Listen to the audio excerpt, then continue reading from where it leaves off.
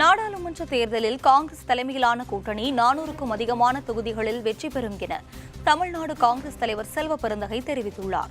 கோவையில் நடைபெற்ற மாநகர் மாவட்ட காங்கிரஸ் கமிட்டி நிர்வாகிகள் உடனான ஆலோசனைக் கூட்டத்தில் செல்வ பெருந்தகை பங்கேற்றார். பின்னர் செய்தியாளர்களுக்கு பேட்டியளித்த அவர், காங்கிரஸ் கூட்டணி வெற்றி பெற்றுவிடும் என்ற அச்சத்தில் பிரதமர் மோடி இருப்பதாக விமர்சித்தார்.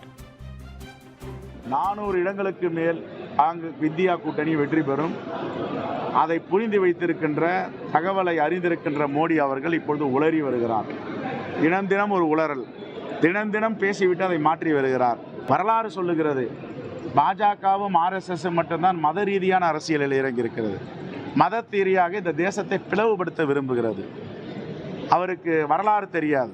தமிழ் கடவுள முருகனே சாதி மறுப்பு திருமணம் செஞ்சவர் தான் அவர். எப்படி சாதிகளை பற்றி பேசுகிறாங்க பாஜகவிலையும் RSSம்? இந்த வரலாறை படிக்கணும். இந்து கடவுள்கள் என்ன வழிகாட்டி இருக்கிறார்கள்? எல்லோரும் சமம், சாதி இல்லை, மதம் இல்லை, அவர்களுக்கு விருப்பம் உள்ளதை அவர்கள் செய்து கொள்ளலாம். 2009 பிரதமர் வேட்பாளர் யாரும் நாங்கள் அறிவிக்கலையே, அதை நாங்கள் முடிவு பண்ணுவோம். எங்கள் தோழமை கட்சிகள் முடிவு பண்ணுவாங்க. பிஜேபிக்கு என்ன கவலை?